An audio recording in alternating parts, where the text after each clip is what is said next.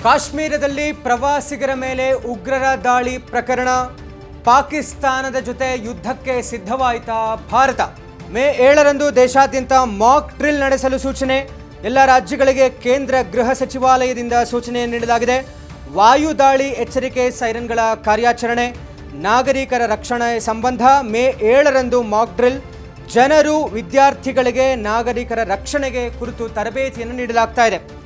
ಕಾಶ್ಮೀರದ ಪಹಲ್ಗಾಮ್ನಲ್ಲಿ ನಡೆದಂತಹ ಉಗ್ರರ ದಾಳಿ ಅಂದರೆ ಧರ್ಮಾಧಾರಿತ ನರಮೇಧದ ವಿಚಾರವಾಗಿ ಏನೊಂದು ದಾಳಿ ನಡೀತು.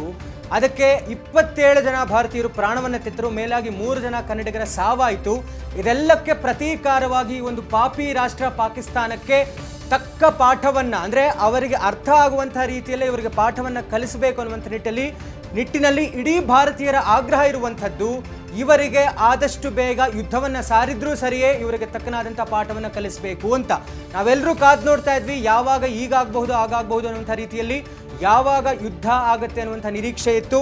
ಆದರೆ ಇದೀಗ ಬರ್ತಾ ಇರುವಂಥ ಒಂದು ಸುದ್ದಿ ಏನಂತ ಹೇಳಿದ್ರೆ, ನಮ್ಮ ಭಾರತೀಯ ಸೈನ್ಯ ದೇಶಾದ್ಯಂತ ಮೇ 7ರಂದು ಮಾಕ್ ಡ್ರಿಲ್ ನಡೆಸೋದಕ್ಕೆ ಸೂಚನೆಯನ್ನು ಕೊಟ್ಟಿದೆ.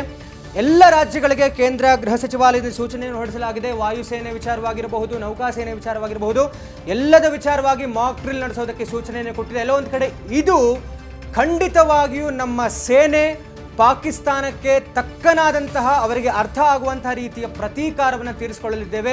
ಒಂದು ದೊಡ್ಡ ಮಟ್ಟದ ಯುದ್ಧವನ್ನು ನಡೆಸಿ ಇವರಿಗೆ ತಕ್ಕನಾದಂತಹ ಪಾಠ, ಅಂದರೆ ಸತ್ತಂತಹ ಎಲ್ಲ ಜೀವಗಳಿಗೆ ನಾವು ಆತ್ಮಕ್ಕೆ ಒಂದು ಸದ್ಗತಿಯನ್ನು ಕೊಡುವಂಥ ನಿಟ್ಟಿನಲ್ಲಿ ಒಂದು ಪಾಠವನ್ನು ಕಲಿಸ್ತೇವೆ ಅನ್ನುವಂಥ ರೀತಿಯಲ್ಲಿ ಸುದ್ದಿ ಬರ್ತಾ ಇದೆ.